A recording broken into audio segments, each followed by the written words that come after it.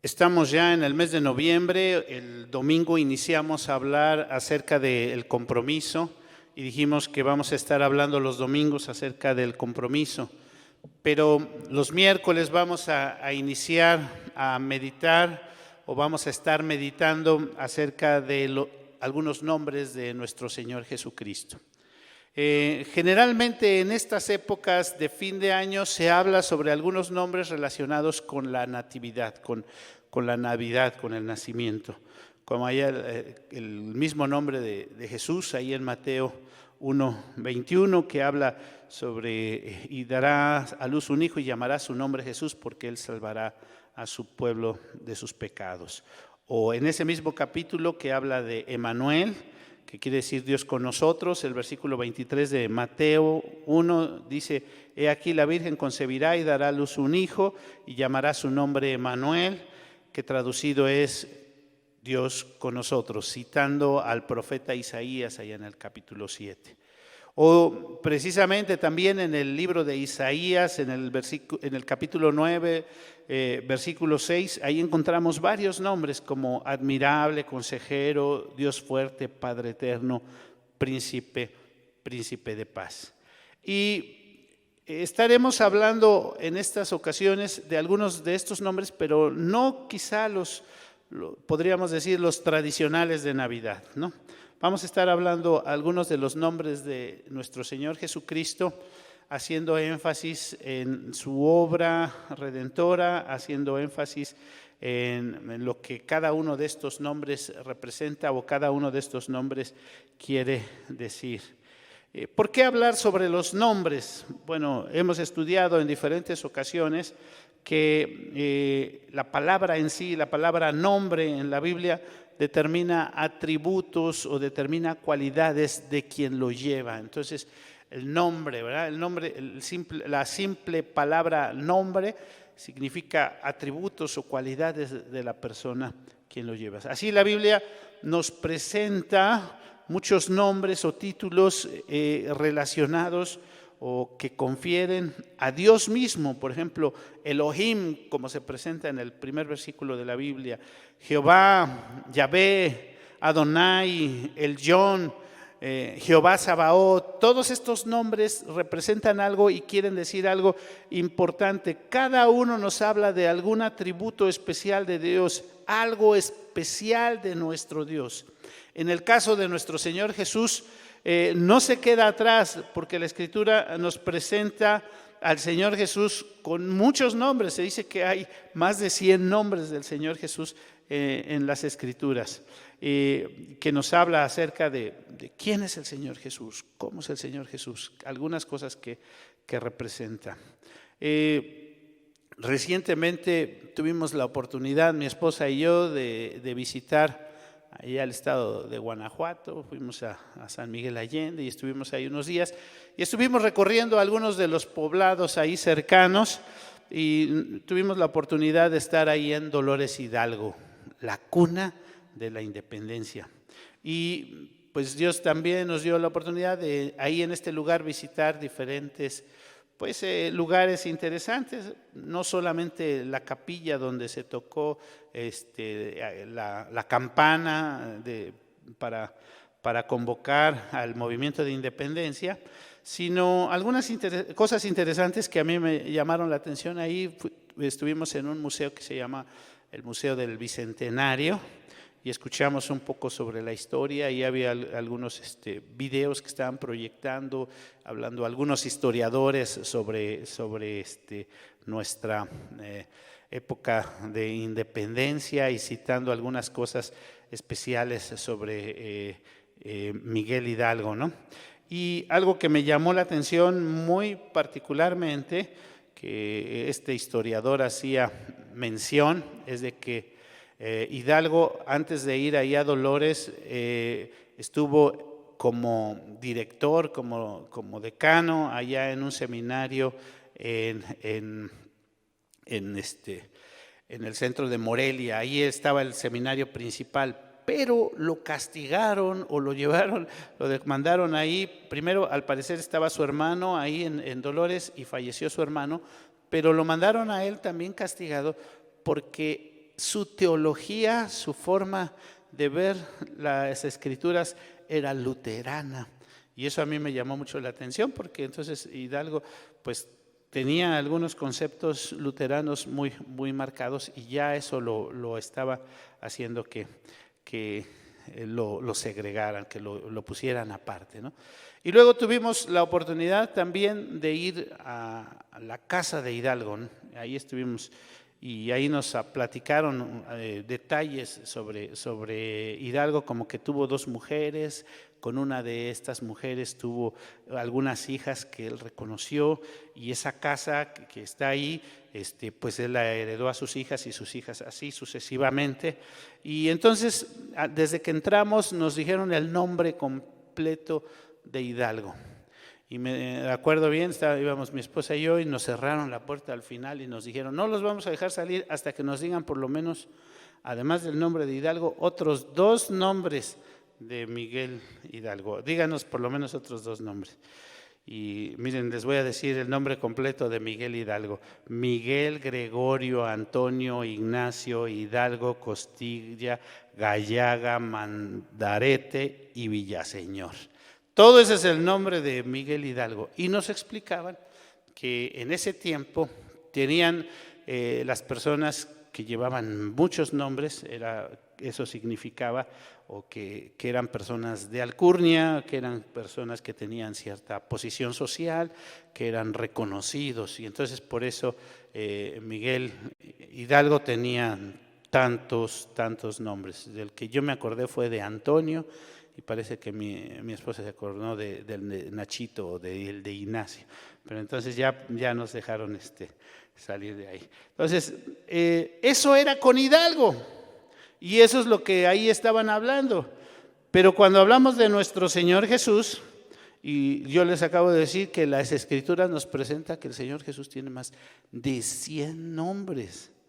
Y el nombre que vamos a hablar hoy brevemente es el Cordero de Dios, el Cordero de Dios, que también en latín es el Agnus Dei, el Agnus Dei.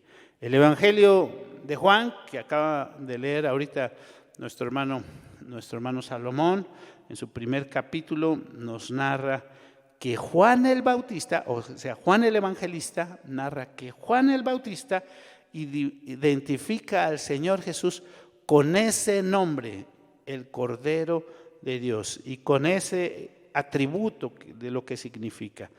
Leo nuevamente el versículo 29 que leyó el hermano Sano. El siguiente día vio Juan a Jesús que venía a él y dijo: he aquí el Cordero de Dios que quita el pecado del mundo.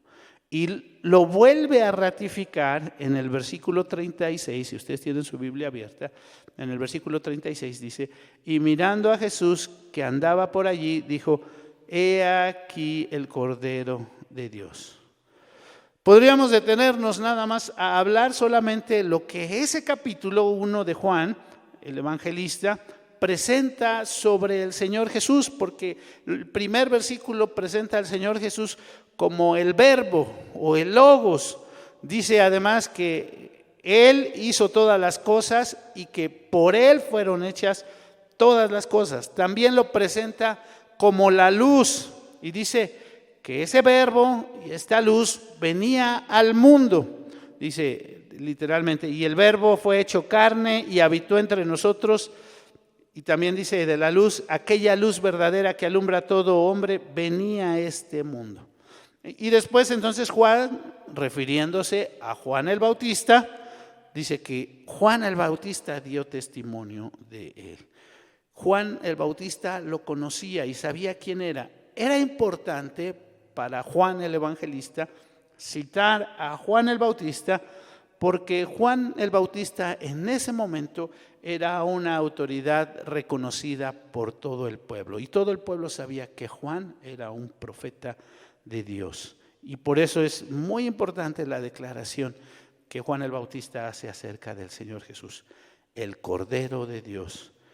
Claro que Juan el Bautista está haciendo referencia a ese Cordero de Dios que sería sacrificado, que se ofrecería por el perdón de los pecados. Pero este cordero no era como los otros corderos, que si bien cuando una persona iba ante el sacerdote para ofrecer sacrificio porque había cometido una falta, debería llevar, dice la Escritura, lo mejor de su rebaño. Nada más que muchos habían caído en la práctica de, en vez de llevar lo mejor de su rebaño, se iban y compraban ahí cualquier cordero y hasta buscaban pues, el más baratito o buscaban ahí algo que estuviera pues, más económico. Y Dios reclama eso a su pueblo. Dios le dice a su pueblo allá en Malaquías, le reclama y le dice, ¿cómo es posible? Fíjense, les voy a leer lo que dice Malaquías 1:8. Fíjense lo que le dice Dios a su pueblo. Y cuando ofrecéis el animal ciego para el sacrificio, ¿no es malo? Asimismo, cuando ofrecéis el cojo o el enfermo, ¿no es malo? Preséntalo pues a tu príncipe, ¿acaso se agradará de ti o será acepto? Dice Jehová de los ejércitos. Y cuando el Señor mismo, el Señor Jesús, tumbó las mesas de los vendedores, de los cambistas, lo hizo también por esta razón, porque ahí iban las personas a comprar, no traían qué iban a sacrificar y en el último momento ahí compraban cualquier animalito para el holocausto.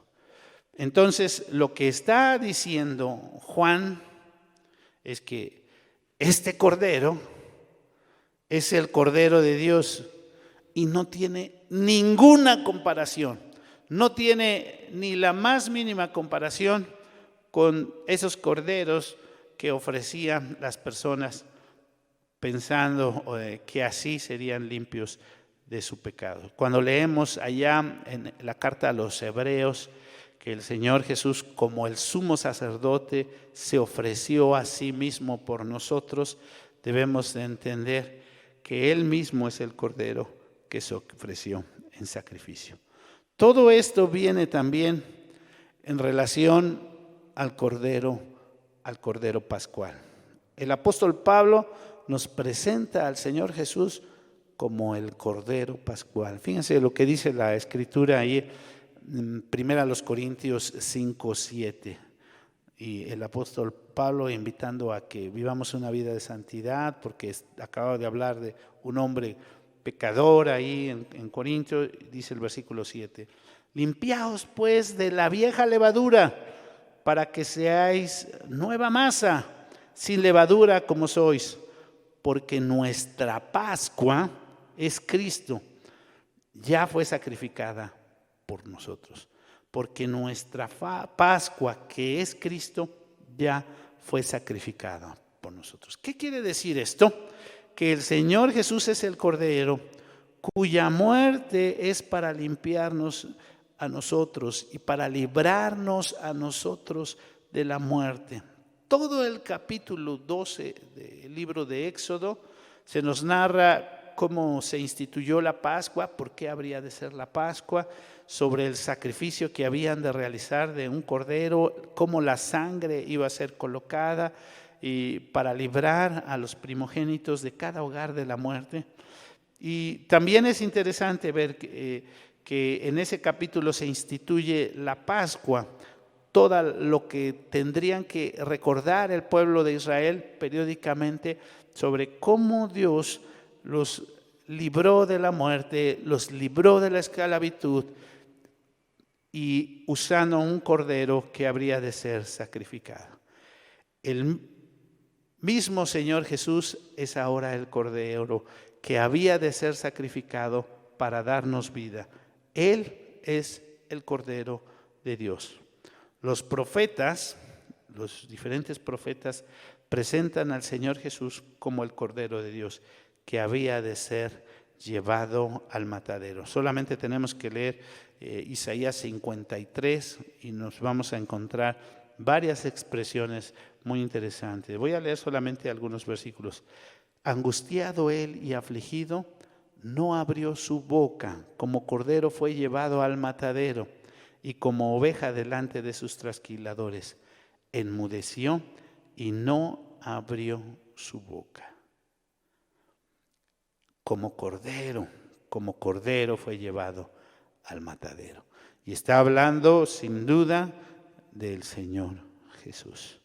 Tan solo en el libro de Apocalipsis hay más de 29 referencias al Cordero. Y fíjense que es muy interesante porque también hace referencia a el Cordero junto con el león, o el león y el Cordero.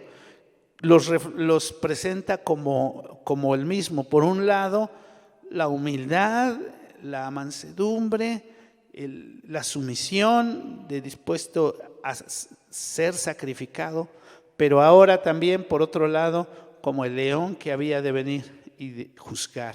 Fíjense, voy a leer ahí en el capítulo 5 de Apocalipsis, del verso 1 al 7, y pongan mucha atención en esta figura que nos presenta aquí el libro de Apocalipsis. Y vi en la mano derecha del que estaba sentado en el trono un libro escrito por dentro y por fuera, sellado con 7 sellos.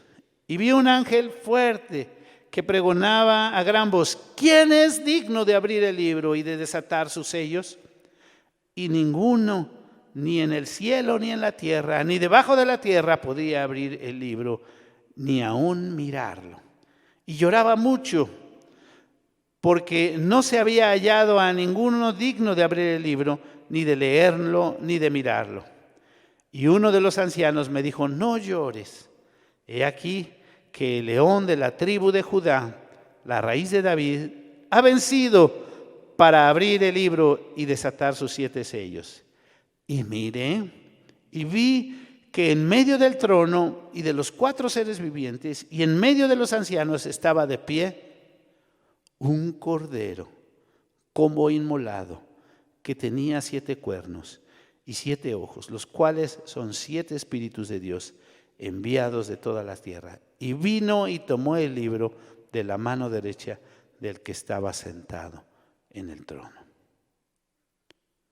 El Cordero de Dios.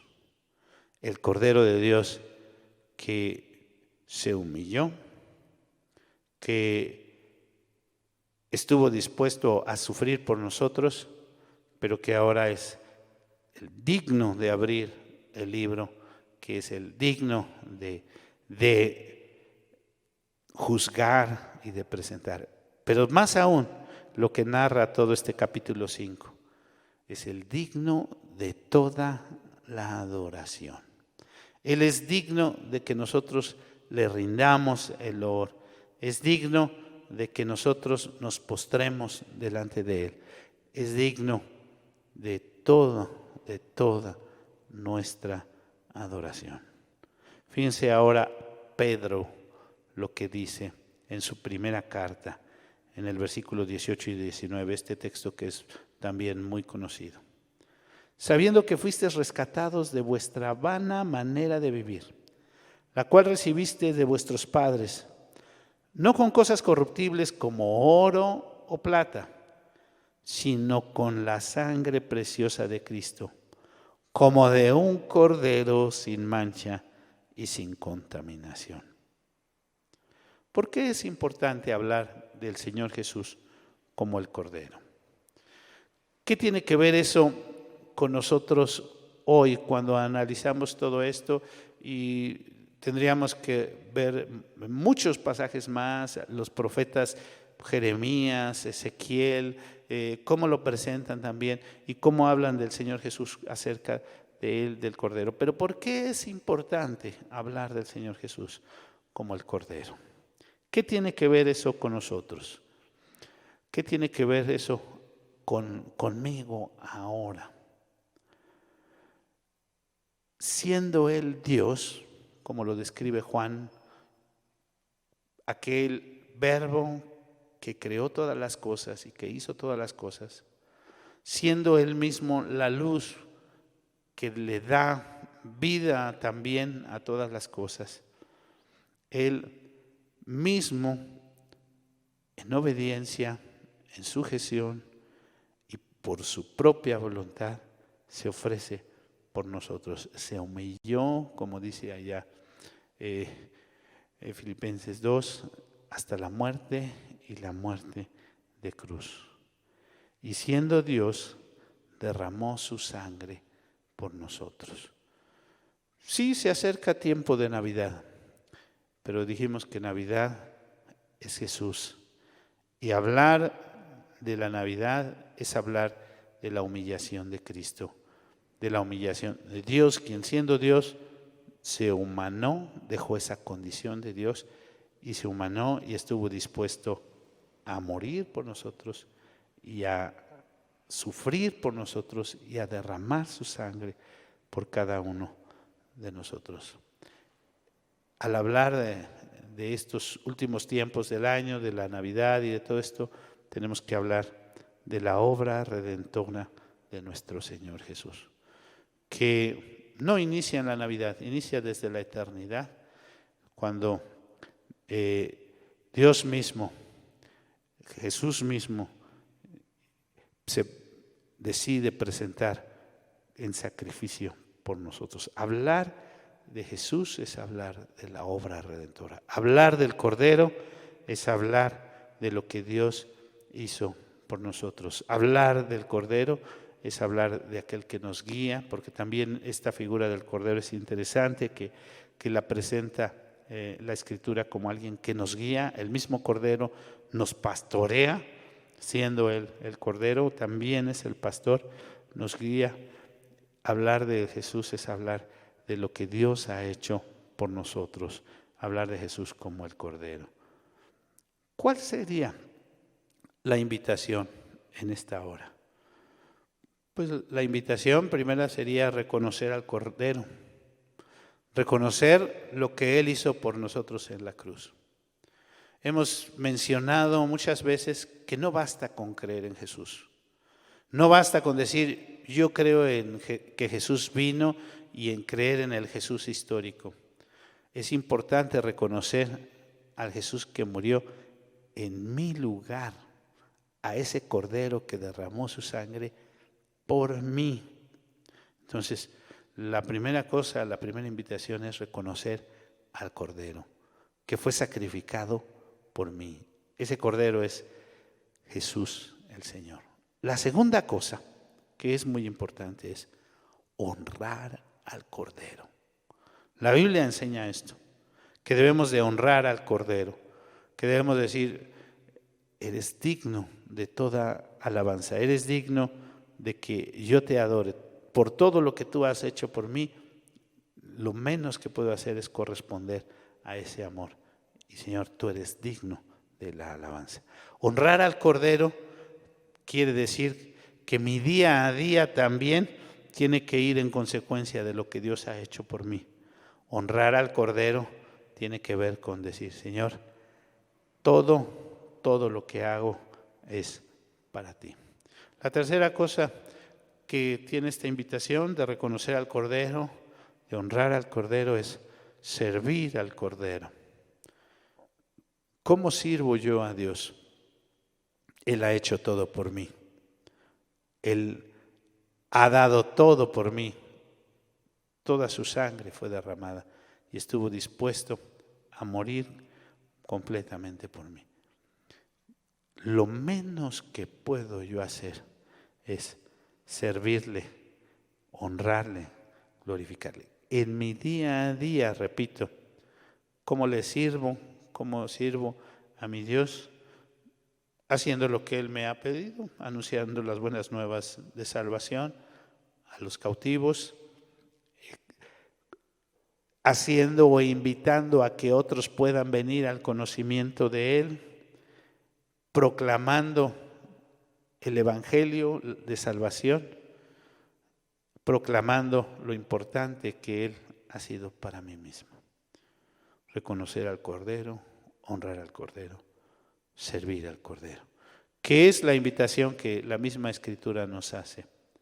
Señor, digno eres, dice ahí a Apocalipsis, ¿verdad? De recibir la honra, la gloria, porque todas las cosas por ti fueron hechas. Y todo existe solamente porque tú lo creaste. Vamos a orar. Les invito a que inclinemos nuestro rostro.